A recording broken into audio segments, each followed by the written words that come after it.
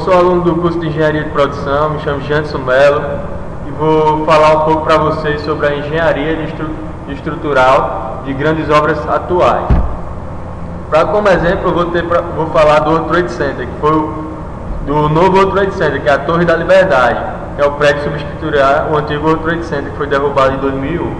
Uma das particularidades que esse prédio terá é 104 andares e 417 metros de altura. Esse prédio será o mais alto dos Estados Unidos e o terceiro mais alto do mundo. Com certeza uma obra dessa levará uma grande estrutura, sendo isso, foram instalados 190 mil metros cúbicos de concreto e 37 mil de aço, sem falar em uma antena de 124 metros que complementará sua estrutura.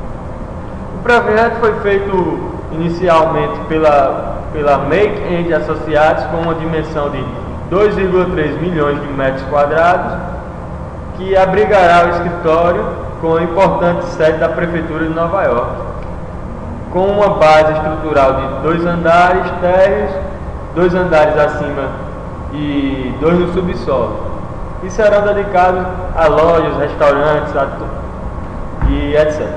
A torre fornecerá um acesso ao centro financeiro de Wall Street para o transporte de metrô, que ligará os andares do subsolo, com pisos diferentes, do 7º ao 46º andar, e os 44 mil metros cúbicos terão formato de paralelogramo, e com 3 elevadores para cada andar.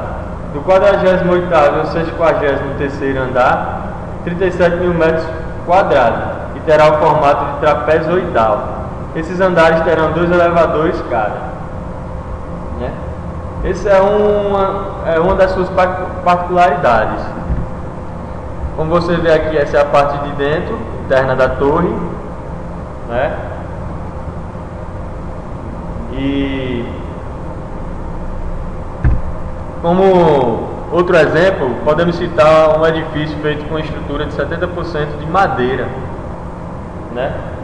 que, visando reduzir o impacto ambiental, engenheiros iniciaram uma grande construção com estrutura de madeira chamada timber frame, feita de madeira laminada. Essa matéria-prima pode ser usada em pequenas e grandes construções, e manter a qualidade e a segurança da estrutura.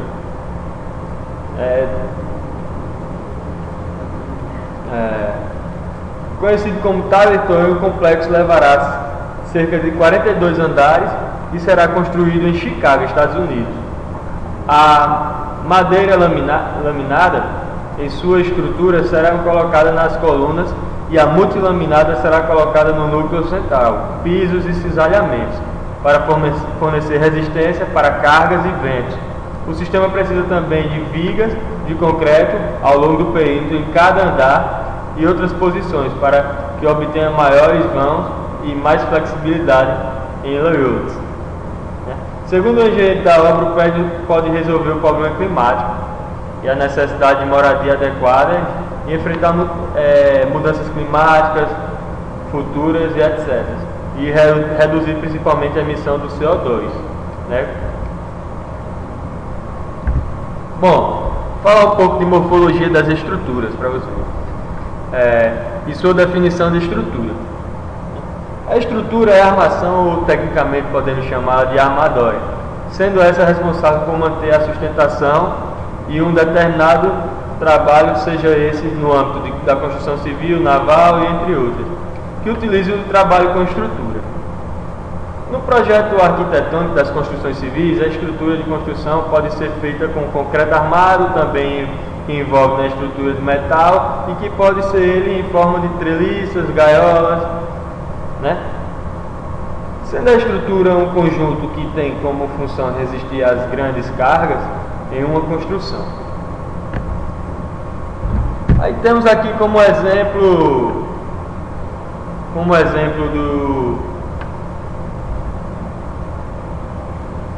de estruturas, como exemplo teremos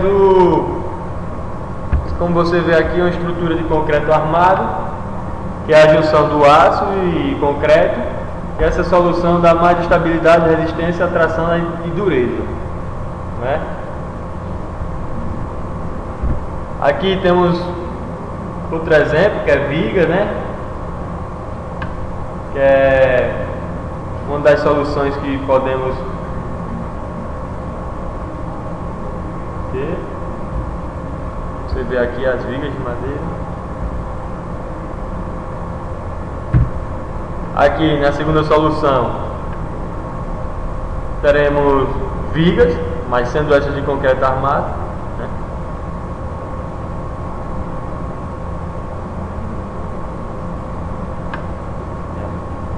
Bom, para a adoção de uma solução estrutural, né?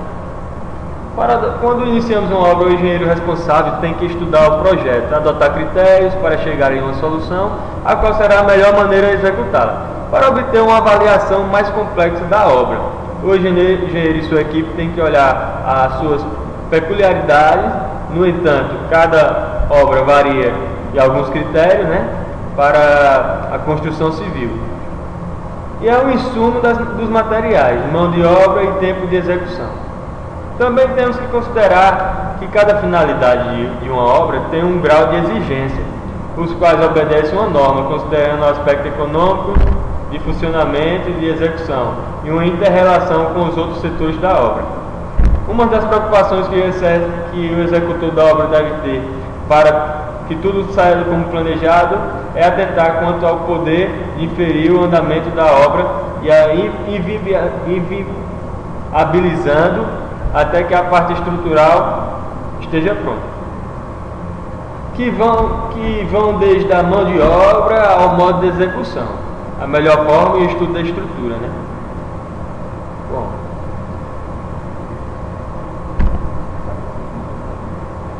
podemos falar agora um pouco da classificação, né, das estruturas quanto às suas dimensões preponderantes, né? Em uma estrutura trabalhamos suas dimensões, sendo elas as seguintes, né? Elementos lineares ou unidimensionais, os quais são as barras, que têm uma dimensão preponderante sobre as demais. Exemplo desses elementos são as vigas, pilares, tirantes e treliças. Aqui a gente vê na ilustração vigas, né? Também como exemplo temos os bidimensionais, que são elementos que, como o próprio nome diz, né, têm suas dimensões preponderantes, são específicos de superfície, e podemos citar como exemplo chapas, placas, cascas e membranas, né? Aqui você vê um trabalhador com uma placa, né, uma laje, concreto armado. E os elementos tridimensionais, né, que os elementos tridimensionais são elementos com 3 dimensões de mesma ordem e grandeza. Podemos citar como exemplo tijolos à base de uma coluna de um edifício. E na ilustração aqui você vê um edifício, né, com a coluna e sua base 3 dimensões.